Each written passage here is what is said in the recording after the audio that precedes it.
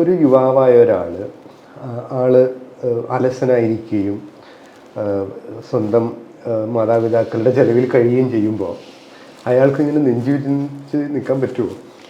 അല്ല, അത് അയാൾ നെഞ്ചു വിരിക്കുന്നത് എവിടെ, ആർക്ക് വേണ്ടി എന്നുള്ള ചോദ്യമാണ്. അല്ലാതെ ഈ അമ്മയുടെ അച്ഛൻ്റെയും ചെലവിൽ ജീവിക്കുന്ന ഒരാൾ നെഞ്ചു വിരിക്കാവോ എന്നുള്ള ചോദ്യമല്ല. അവന് കഴിയില്ലല്ലോ. അല്ല, അമ്മയുടെ അച്ഛൻ്റെയും ചെലവിൽ തന്നെ കഴിയുന്നവരാണ് ഏറ്റവും കൂടുതൽ നെഞ്ചു വിരിച്ച് നിൽക്കുന്നത്. എല്ലാ പണക്കാരുടെ മക്കൾ നെഞ്ചു വിരിച്ചാണ് നിൽക്കുന്നത്. എല്ലാ സാമൂഹികമായ ആധിപത്യമുള്ളവരും നെഞ്ചു വിരിച്ചാണ് നിൽക്കുന്നത്. പക്ഷെ അവൻ്റെ വീട്ടിലാണ് നെഞ്ചു വിരിച്ച് നിൽക്കാൻ പറ്റത്തില്ല. വീട്ടിൽ നെഞ്ചു വിരിച്ച് നിൽക്കാനായിട്ട് അവർ പഠിപ്പിക്കുക തന്നെ ചെയ്യും, ആരുടെ മുന്നിലാണെന്നുള്ളതാണ്. അങ്ങനെ തന്നെയാണ്. അതുകൊണ്ടാണ് അത് പഴയ ഒരു മൂല്യമാണ്. നമ്മൾ നെഞ്ചു വിരിച്ച് നിൽക്കുന്നത് നമ്മുടെ ചുറ്റുപാടിന് നമുക്ക് അനുകൂലമായിട്ട് നിർത്താനുള്ള കഴിവുള്ളവരാണെന്നുണ്ടെങ്കിൽ നെഞ്ചു വിരി. പക്ഷെ അത് മറ്റുള്ളവർക്ക് കണ്ടാൽ അത് താങ്ങാനൊക്കത്തില്ല. ഇതാണ് നമ്മൾ മനസ്സിലാക്കേണ്ടത്. അപ്പം ഞാൻ ഇരുന്ന് സംസാരിക്കുമ്പോഴും പറയുമ്പോഴും ഒക്കെ മുകളിൽ ആളില്ലാത്തതുപോലെ പെരുമാറുന്നതായിട്ടാണ് ആളുകൾ കാണുന്നത്. അയാൾക്ക് ഭയങ്കര അഹങ്കാരമാണ്. ഈ എന്ന് പറയുന്നത് വേണം എന്ന് പറഞ്ഞ് പഠിപ്പിക്കുന്നൊരു സ്ഥലമുണ്ട്. പക്ഷേ അടിമയ്ക്ക് പാടില്ല. നമ്മളെല്ലാം അടിമകളായി പെരുമാറണം എന്നുള്ളതാണ് അവരുടെ മൂല്യബോധം. അടിമയ്ക്ക് അടിമയുടെ രീതിയിലാണ് ശരീരമൊക്കെ പിടിക്കേണ്ടത്, അല്ലാതെ നെഞ്ച് വിരിച്ച് നടന്നുകൂടാ.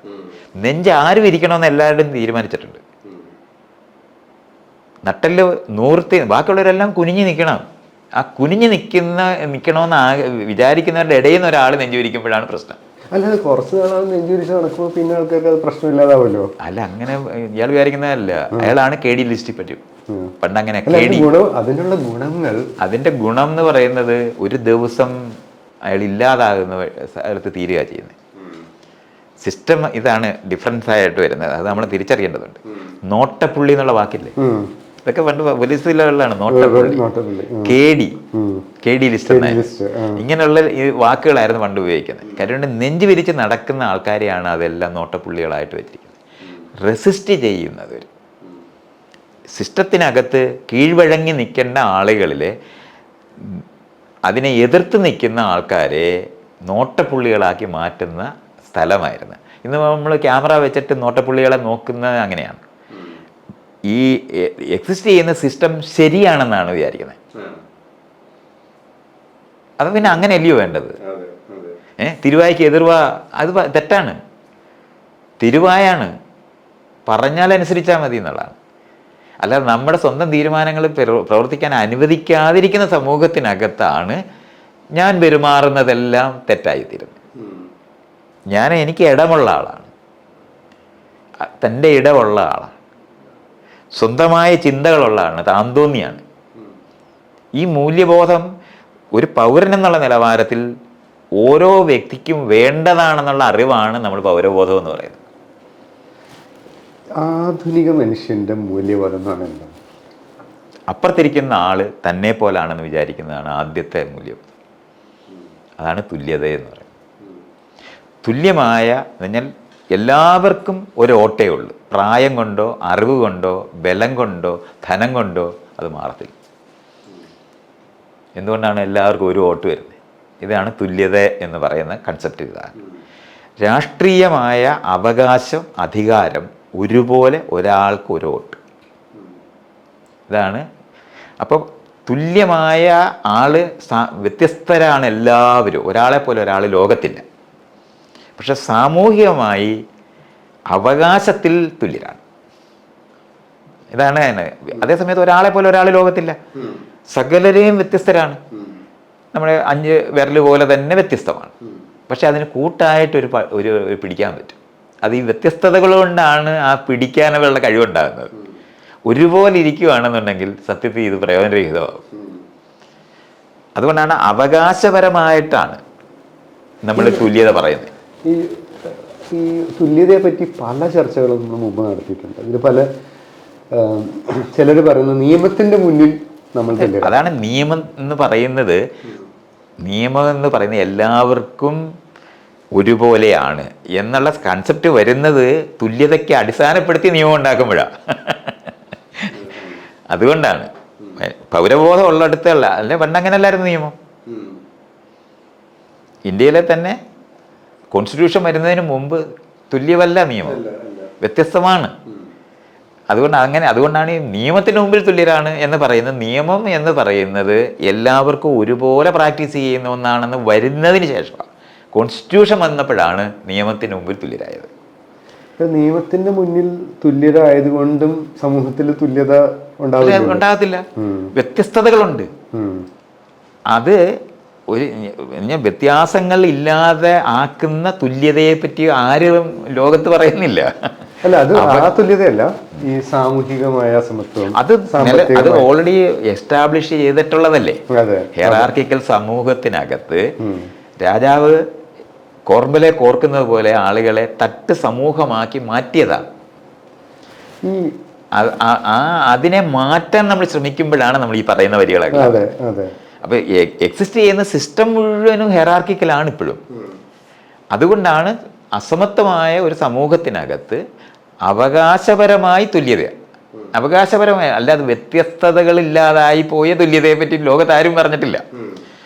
നമുക്ക് ഒരു പബ്ലിക് റോഡാണ്, എല്ലാം പബ്ലിക് എന്ന് നമ്മൾ പറയുന്നത്, പൊതു എന്ന് പറയുന്ന ഇടങ്ങളിൽ നമുക്ക് അവകാശങ്ങളുള്ളവരാണ് എല്ലാവരും. ഇതുണ്ടാക്കിയെടുക്കാനാണ് നമ്മൾ ശ്രമിച്ചുകൊണ്ടിരിക്കുന്നത്. പക്ഷേ അതിന് അവകാശബോധമുള്ള മനുഷ്യരായി നമ്മൾ മാറുകയും കൂടെ വേണം. ഇത് പഠിപ്പിക്കപ്പെടാതെ വരത്തില്ല. കാരണം ജനിതകമായ ഒരു കാര്യമുണ്ട്. നമ്മൾ കുഞ്ഞുങ്ങളായിട്ടാണ് ജനിക്കുന്നത്.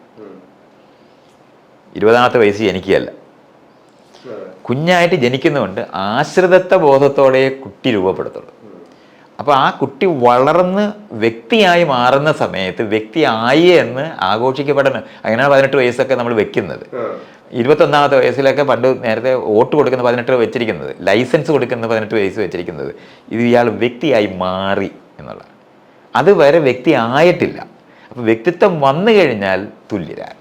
ഒരു ഫിലോസഫിക്കലായിട്ടുള്ള ഒരു പ്രശ്നം പൊതുവെ നമ്മൾ കാണുന്നത്, ഈ തുല്യത എന്നൊരു കാര്യം സമൂഹത്തിലും സാമ്പത്തികമായിട്ടും ഇല്ലാതിരിക്കുകയും നിയമം കൊണ്ട് മാത്രമുള്ള തുല്യത കൊണ്ട് നമുക്ക് നീതി നടപ്പാക്കാൻ കഴിയാതെയും വരുമ്പോൾ പല മതങ്ങളും അല്ലെങ്കിൽ അങ്ങനെ സ്പിരിച്വലായിട്ടുള്ള ആളുകളും ഈ ലോകത്ത് തുല്യതയില്ല, പരലോകത്താണ് തുല്യത എന്നൊരു ആശയം ഉണ്ടല്ലോ. അല്ലെങ്കിൽ ഈ ലോകത്തിൽ ന്യായമില്ല, നീതിയില്ല, പരലോകത്താണ്. അങ്ങനെ പരലോകവും അറിയാവുന്ന പരലോകത്തൊന്നും തുല്യതയുള്ളതായിട്ട് പറഞ്ഞിട്ടില്ല. അവിടെ പോയാൽ ദൈവത്തിനെ പ്രാർത്ഥിക്കണ്ടേ? രാവിലെ തൊട്ട് വൈകുന്നേരം വരെ പ്രാർത്ഥിക്കുന്നത് സ്വർഗമേ ഉള്ളൂ. എല്ലാവർക്കും ഒരുപോലെ അല്ല, ഗ്രേഡ് അവിടെയുണ്ട്. ആ ബോധമല്ലാത്ത ഒരു ബോധം നേരത്തെ തൊട്ട് മനുഷ്യർക്ക് ഇല്ല. അതിന്റെ റീസണാണ് ഞാൻ നേരത്തെ പറഞ്ഞത്. അതായത് ന്യായം നീതി എന്നുള്ളതിനെ പറ്റി പോലും ആളുകൾക്കൊരു വ്യക്തമായ ധാരണയില്ലാത്തത് കൊണ്ടാണ് ഇങ്ങനെയൊക്കെ സംസാരിക്കുന്നത്. അല്ല, അവർക്ക് ധാരണയില്ലായ്മയല്ല, അവർക്ക് നേരത്തെയുള്ള ധാരണയുണ്ട് എന്നുള്ള. അതാ ഞാൻ ഈ പറഞ്ഞേ, ഹെറാർക്കിക്കലായിട്ടുള്ള, അതിനെയാണ് തട്ട് സമൂഹം എന്ന് നമുക്ക് മലയാളത്തിൽ പറയേണ്ടത്. ശ്രേണീബദ്ധം സംസ്കൃതം അല്ലെങ്കിൽ ഏണിപ്പടി പോലെ ഉള്ള സമൂഹമാണ് രൂപപ്പെടുത്തിയത്. അതിൻ്റെ മൂല്യബോധമാണ് നമുക്കുള്ളത്, അതിൻ്റെ ശരികളാണുള്ളത്. ജനാധിപത്യപരമായിട്ടുള്ള പൗരബോധം എന്ന് പറഞ്ഞാൽ തുല്യരായ മനുഷ്യരായിട്ട്, നിങ്ങൾ മനുഷ്യനാണോ, നിങ്ങൾക്ക് അതാണ് മനുഷ്യാവകാശം എന്ന് വന്നത്. പൗരാവകാശത്തിനും അപ്പുറത്ത് വന്ന് മനുഷ്യാവകാശം വന്നത് അതുകൊണ്ടാണ്. മനുഷ്യനാണെങ്കിൽ നിങ്ങൾക്ക് ഇത്ര അവകാശങ്ങളുണ്ട്. ഇത് പ്രാക്ടീസ് ചെയ്ത് അതിൻ്റെ നിയമം ഉണ്ടാക്കിയാലേ വരുള്ളൂ. അതിൻ്റെ ട്രാൻസിഷൻ കാലത്താണ് നമ്മൾ ഈ നിൽക്കുന്നത്. നമ്മുടെ നാട്ടിലേക്ക് കോൺസ്റ്റിറ്റ്യൂഷൻ വന്നിട്ട് 70-75 വർഷമായിട്ടുള്ളൂ. നമ്മൾ ഈ പ്രാക്ടീസ് ചെയ്തുകൊണ്ടിരിക്കുന്നത് ഒരു 3000-4000 വർഷമായിട്ട് ചെയ്തുകൊണ്ടിരുന്ന ഒരു സാധനമാണ്.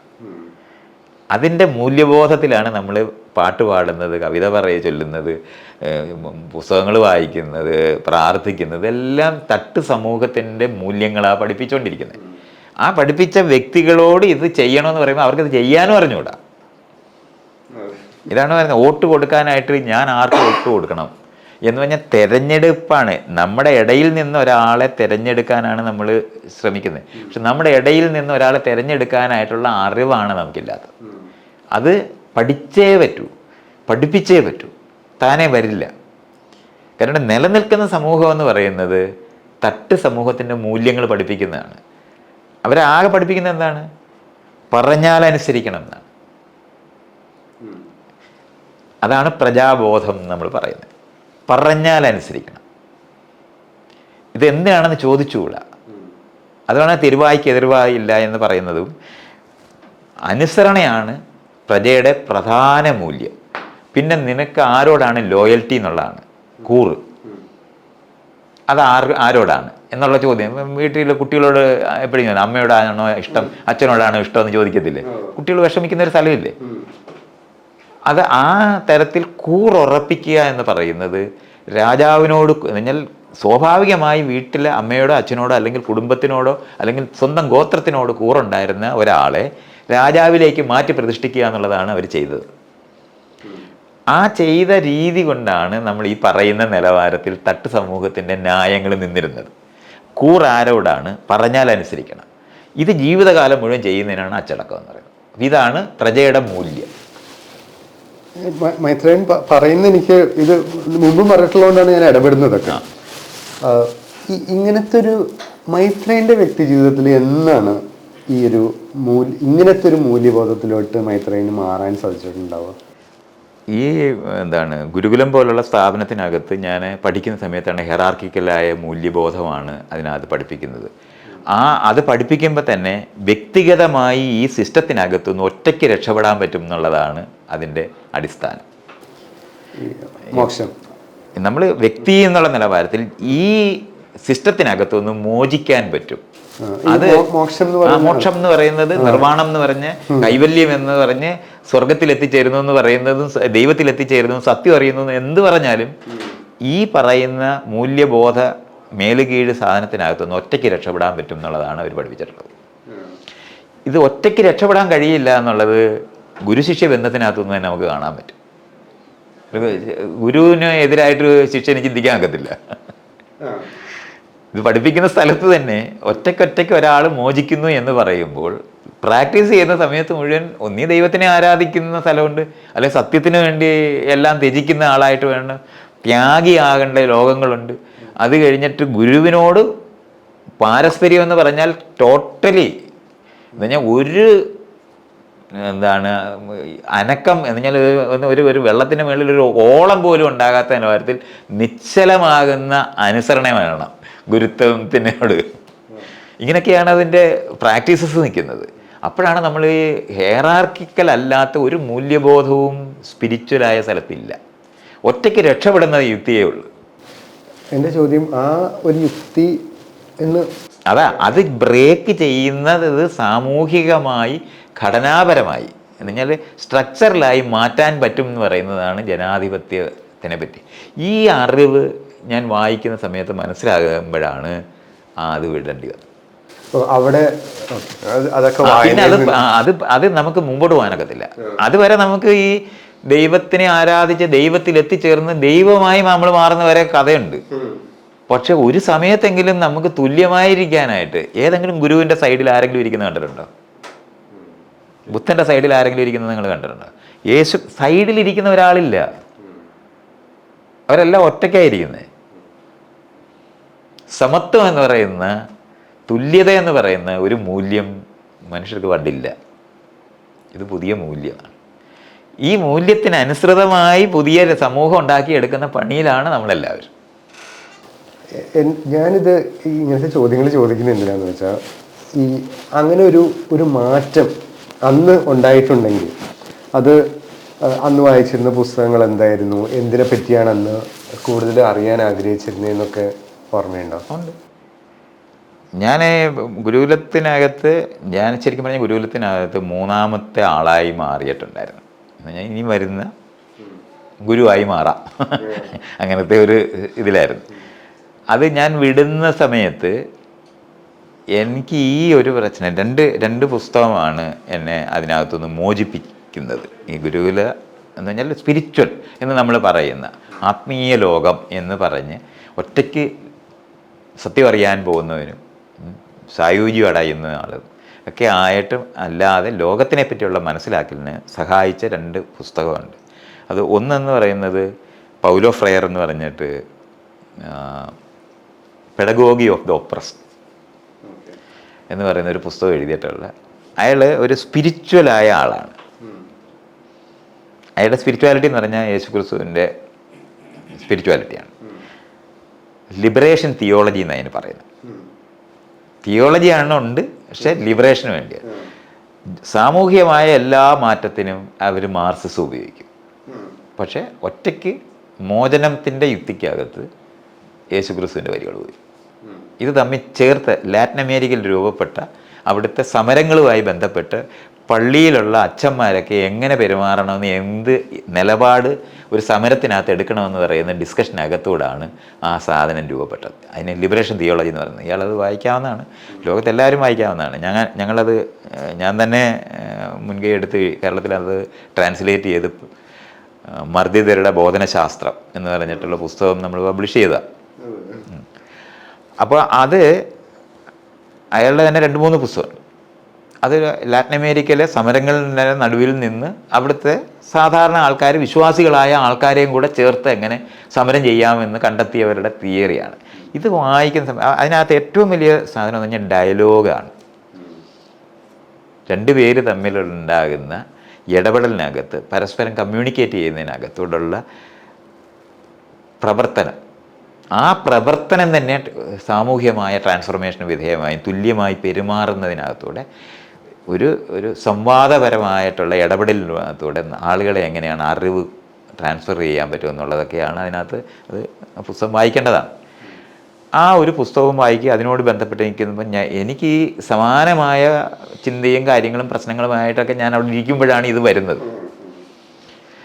പിന്നെന്നുള്ളത് സ്പിരിച്വൽ എക്സ്പീരിയൻസ് എന്ന് പറഞ്ഞ് അത് വളരെ സവിശേഷമായി നമുക്കുണ്ടാകുന്ന ഒരു കാര്യമാണെന്നും സവിശേഷമായ അനുഭവമാണെന്നും അത് വേറെ ആർക്കും കിട്ടാത്തതായ ഈ സത്യാന്വേഷികളായിരിക്കുന്നവർ അല്ലെങ്കിൽ മോക്ഷത്തിന് വേണ്ടി പ്രവർത്തിക്കുന്നവർക്ക് മാത്രം ഉണ്ടാകുന്ന, മറ്റൊരാൾക്ക് പകർന്നു കൊടുക്കാൻ കഴിയാത്ത, അവർക്ക് മാത്രം അനുഭവിക്കുന്നതായ ഒരു എക്സ്പീരിയൻസിനെ പറ്റി എല്ലാ സ്പിരിച്വലിസ്റ്റുകളും പറയും.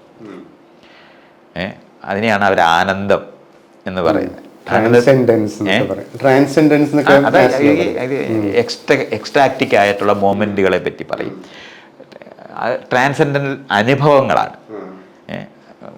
അതീതമായ സെൻസിന് അതീതമായിട്ടുള്ള അനുഭവത്തിനെ പറ്റി സ്പിരിച്വാലിറ്റിയിൽ വളരെ സവിശേഷമായിട്ട് ഇവരെല്ലാവരും ക്ലെയിം ചെയ്യുന്ന എക്സ്പീരിയൻസസ് ഉണ്ട്. ഈ എക്സ്പീരിയൻസസ് സ്പിരിച്വലായ ആൾക്കാർക്ക് മാത്രം ഉണ്ടാകുകയും മറ്റുള്ളവർക്ക് കിട്ടാതിരിക്കുകയും. ഇപ്പോൾ സുഖമുള്ളവരും ദുഃഖമുള്ളവരും ഉണ്ടാകും. സുഖദുഃഖങ്ങൾ ഇതെല്ലാം. ആനന്ദം എന്ന് പറഞ്ഞിട്ട് പറയുമ്പം അതിന് മറുവശത്തൊന്നുമില്ല. അതൊരു യുണീക്ക് എക്സ്പീരിയൻസ് എന്നുള്ള നിലവാരത്തിലാണ്. ആനന്ദ തുന്തിലന്മാരാകുക എന്നുള്ളതാണ് എക്സ്ട്രാക്റ്റിക്കായ മൊമെൻ്റ് എക്സ്പീരിയൻസ് ചെയ്യുക എന്ന് പറയുന്നത്.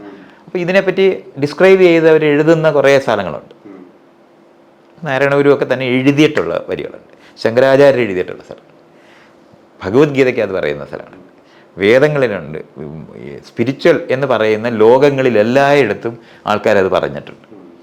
ഇപ്പം സെയിൻറ്റ് ട്രിസയുടെ കവിതകളുണ്ട്, ഇയാളുടെ പോള്, അങ്ങനെ ഉള്ള ആളുകൾ. അത് പൊതുവെ സ്പിരിച്വൽ ലീഡേഴ്സിനൊക്കെ അങ്ങനത്തെ ഒരു സ്റ്റോറി, അതൊരു ആ എക്സ്പീരിയൻസിനെ പറ്റി, ഒരു മൊമെന്റിനെ പറ്റിയൊക്കെ എല്ലാവരും പറയും.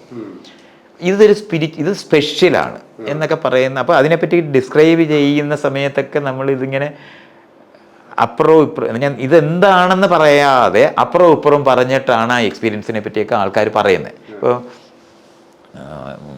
സെയിൻറ്റ് പോൾ എഴുതുന്ന Saint Paul of the Cross എന്ന് പറയുന്ന അയാളുടെ അയാൾ മൗണ്ട് കാൽവരിയിലെ മേളിലോട്ട് കയറുന്നതായിട്ട് പറയുക.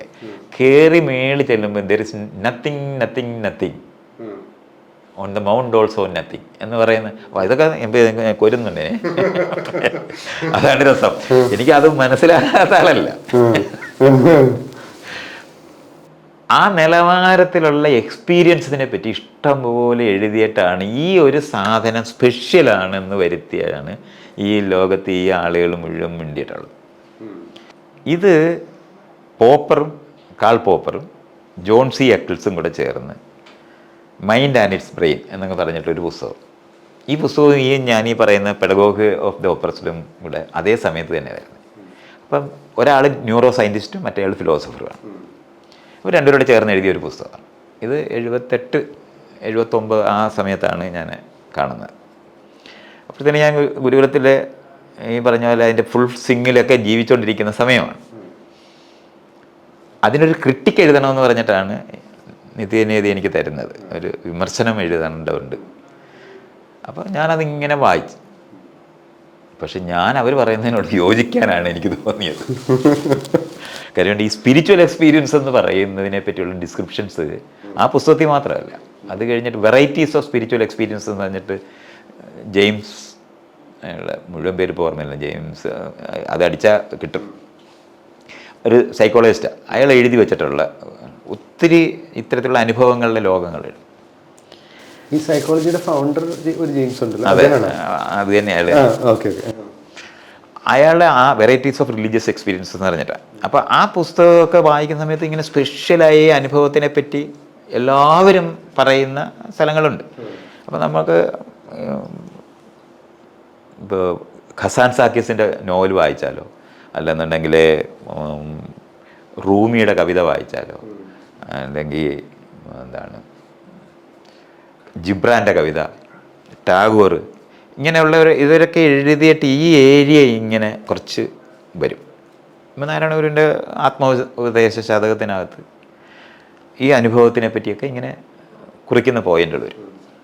അപ്പോൾ ഇത് പൊതുവായ ഞാൻ പറഞ്ഞ ശങ്കരാചാര്യം എല്ലാവരും നമ്മളിപ്പോൾ സൗന്ദര്യ ലഹരിയൊക്കെ അങ്ങോട്ട് വായിച്ചാൽ അതിനകത്ത് ഈ ഏരിയ പറയും. അപ്പോൾ ഇത് വളരെ സ്പെഷ്യലാണ്, ഇത് ഈ സ്പിരിച്വലിസ്റ്റുകൾക്ക് മാത്രമുള്ളതാണെന്നുള്ള നിലവാരത്തിലാണ് എന്നും പറഞ്ഞിട്ടുള്ളത്. അതാണ് അവർക്ക് മറ്റുള്ളവരുടെ മുകളിൽ ആധിപത്യത്തോടെ ഇരിക്കാനായിട്ടുള്ള കഴിയുന്ന ഒരു ഏരിയ. കാരണം ഈ എക്സ്പീരിയൻസ് വേറൊരാൾക്ക് അയാൾക്ക് സംഭവിച്ചാൽ സംഭവിച്ചു. അപ്പോൾ നമ്മളിപ്പോൾ സെൻ ബുദ്ധിസം പഠിച്ചാൽ അപ്പോൾ അവരൊക്കെ ഇതിനകത്ത് ഇതെല്ലാം അപ്പോൾ ഈ എക്സ്പീരിയൻസ് മറ്റൊരാൾക്ക് പകർന്നു കൊടുക്കുന്നതല്ല, ഇയാൾക്ക് മാത്രമുള്ളതാണ്. ഇത് കാരണം കൊണ്ട് വെരിഫിക്കേഷൻ ഒരു മെക്കാനിസവും നമുക്കില്ല. ഇപ്പം പരമജ്ഞാനിക്ക് കൊമ്പ് വിളിക്കത്തില്ലല്ലോ തിരിച്ചറിയാൻ. കൊമ്പൊക്കെ കളിച്ചാൽ നമുക്ക് ഓക്കെ ഇയാൾ പരമജ്ഞാനിയായി, അങ്ങനെ നമുക്ക് ഇല്ല ഇയാൾ. അപ്പോൾ അതിനൊരു പറ്റുന്ന ഒരു പണ്ടത്തെ ഒരു കഥയുണ്ട്, സെൻ കഥയാണ്. ഒരു 10 വർഷത്തോളം ഒരു ഗുരുവിൻ്റെ കൂടെ ഒരു ശിഷ്യൻ ഇങ്ങനെ പഠിച്ച് ഫിലോസഫി മുഴുവൻ അയാളും പഠിച്ച്, എന്നിട്ട് ഒരു ദിവസം ചായ ഇങ്ങനെ കുടിച്ചുകൊണ്ടിരിക്കുമ്പോൾ പെട്ടെന്ന് ഈ ചായ എടുത്ത് ഇയാൾ എറിഞ്ഞിട്ട് എന്ത് വ്യത്യാസമാണ്, എന്ത് വ്യത്യാസമാണ്, നിങ്ങൾ ചായ കുടിക്കുന്നത് ഞാനും ചായ കുടിക്കുന്നത്, എന്ത് വ്യത്യാസമാണ് എന്ന് ചോദിച്ചാൽ അപ്പോൾ ഗുരു ഇങ്ങനെ പറഞ്ഞു, ഞാൻ സ്വാതന്ത്ര്യത്തോടെ ചായ കുടിക്കുന്നു, നീ സ്വാതന്ത്ര്യമില്ല ചായ കുടിക്കുന്നു. വീണ്ടും കുഴഞ്ഞു പോകുന്ന ഒരു സ്ഥലമല്ലേ സ്വാതന്ത്ര്യത്തോടെ ചായ, കുഴഞ്ഞു പോകുമല്ലോ. ഈ സ്വാതന്ത്ര്യത്തിനെ ഇത് ഇങ്ങനത്തെ ഒരു പോയിന്റ്. അപ്പോൾ ഇത് 100 കണക്കിന് കഥ എനിക്കറിയാം ഈ സ്പിരിച്വൽ എക്സ്പീരിയൻസിൻ്റെ ഈ സവിശേഷതയെ പറ്റി വരുത്തുന്ന കാര്യമാണ് ലോകത്ത് സ്പിരിച്വലായ ആൾക്കാരുടെ കേന്ദ്രമായി എപ്പോഴും പറയുന്ന സാധനമാണ്. ഈ അനുഭവത്തിനെ ഡിസ്ക്രൈബ് ചെയ്തിട്ടുള്ള വരികൾ, കവിതകളൊക്കെ ഉണ്ട് ഇഷ്ടംപോലെ. ഞാൻ പറഞ്ഞില്ലേ നത്തിങ് നത്തിങ് എന്ന് പറയുന്നത് പോലെ സെൻ കവിതകളുണ്ട്, ഹൈക്കു കവിതകൾ, ഒരു 3 വരിയുള്ള അതൊക്കെ നമ്മളിങ്ങനെ വായിച്ചു കഴിഞ്ഞാൽ, ഭാഷയുടെ കവിതയൊക്കെ ഇങ്ങനെ വായിച്ചു കഴിഞ്ഞാൽ ഇങ്ങനെ അന്തം വിട്ട് നമ്മളിരിക്കും. അത്രയും ബ്യൂട്ടിഫുള്ളാണ് അതൊക്കെ.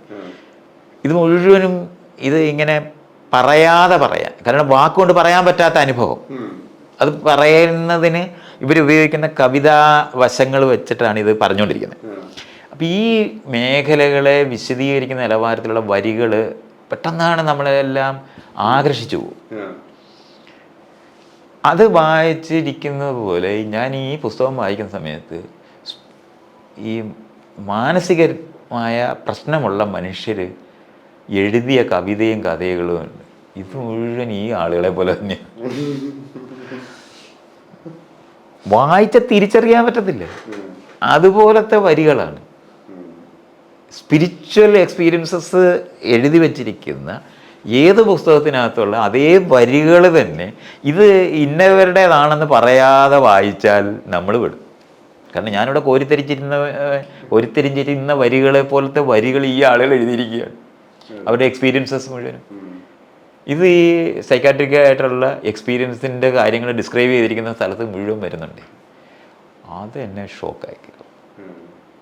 കാരണം ഈ സാമൂഹികമായ പ്രവർത്തനത്തിനകത്തെ തുല്യതയെ പറ്റിയുള്ള പ്രശ്നവും സ്പെഷ്യലായ നമ്മുടെ ഈ എക്സ്പീരിയൻസസിന് ഒരു ഭയങ്കര സംഭവമാണെന്ന് വിചാരിച്ചിരുന്ന സാധനവും തകർന്ന് വീഴുന്ന നിലവാരത്തിൽ ഇഷ്ടം പോലെ ഭ്രാന്തന്മാർക്കുണ്ട് എന്ന് മനസ്സിലായി.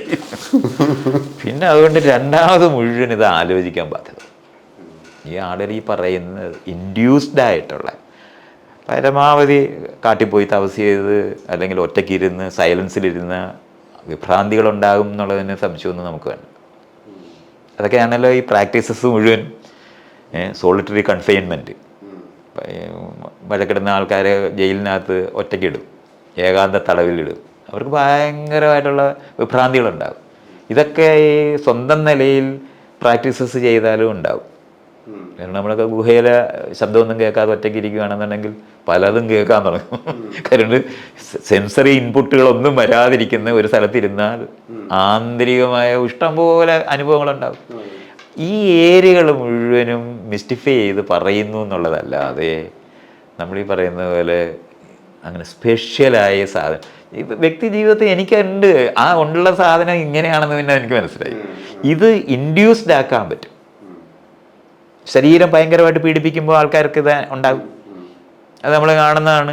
പുറത്തെല്ലാം അടിച്ച് ശരീരം ഭയങ്കരമായിട്ട് പീഡനം ചെയ്തിട്ട് ആൾക്കാർ എക്സ്ട്രാക്റ്റ്, നമ്മൾ സഡോ മസോക്കിസ്റ്റുകളായ ആൾക്കാർ അങ്ങനെയാണ് സെക്ഷൽ എക്സ്പീരിയൻസസ് ഉണ്ടാക്കുന്നത്. അപ്പം ഇത് മുഴുവൻ നമുക്ക് ഇങ്ങനെ കാണും. അപ്പം ഇതിൻ്റെ തന്നെയാണ് ഈ നാർക്കോട്ടിക്സ് ആയിട്ടുള്ള സാധനങ്ങൾ ഉപയോഗിച്ചിട്ട് സകല സ്വാമിമാരും കഞ്ചാവ് വലിക്കുന്ന എന്താണെന്ന് പിന്നെ നമുക്ക് മനസ്സിലായി. അപ്പം ഇത് ഈ എക്സ്പീരിയൻസസിനെ മുഴുവനും നമ്മളിപ്പോൾ ഈ പറഞ്ഞ കുംഭമേളയിലുള്ള മുഴുവൻ എണ്ണവും കഞ്ചാവ് വലിച്ചിട്ട് അവിടെ നടക്കുന്നത് നമ്മൾ കാണുന്നതല്ലേ. ശിവമൂലി എന്നാണ് അതിൻ്റെ പേര്. പണ്ടാണെങ്കിൽ കഞ്ചാവിൻ്റെ പേര് തന്നെ സ്വാമി എന്നായിരുന്നു. അപ്പോൾ ഇങ്ങനെ നിൽക്കുന്ന മേഖലകളും കൂടെ ചേർത്താണ് ഈ എക്സ്പീരിയൻസസ്.